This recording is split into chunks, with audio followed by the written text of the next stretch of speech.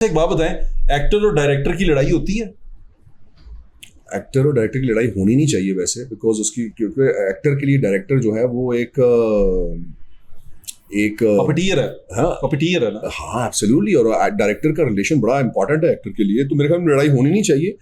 लेकिन कुछ चीज़ों के अंदर आप शायद फंस जाते हैं, और वो फिर आपकी शायद डिफरेंस ऑफ ओपिनियंस हो जाती हैं कुछ, जिसको आपको देखिए ना, आप डायरेक्टर नहीं सोचा होता है अपने किरदार को कि मैं इसको ऐसे दिखाना चाहता हूँ, लेकिन अब कुछ चीज़ें ऐसी हैं जो कि एक्टर की इनपुट भी होती है उसमें। मुझे ऐसा लगता है कि एक्टर्स को डायरेक्टर्स के ऊपर छोड़ देना चाहिए। Let me put it another way, क्या आप एक अच्छे इजी एक्टर हैं फॉर अ डायरेक्टर या नहीं? यार मैं समझता हूँ कि मैं इजी ही बंदा हूँ, बड़ा लेड बैक हूँ, बड़ा इजी हूँ। आप अपना इनपुट देते हैं कैरेक्टर की बिल्ड पे, स्टोरी पे, कॉन्सेप्ट पे, और क्या उस पर आप स्टैंड करते हैं? अगर मुझसे पूछा जाए तो मैं देता हूँ, बिला वजह मैं नहीं देता हूँ।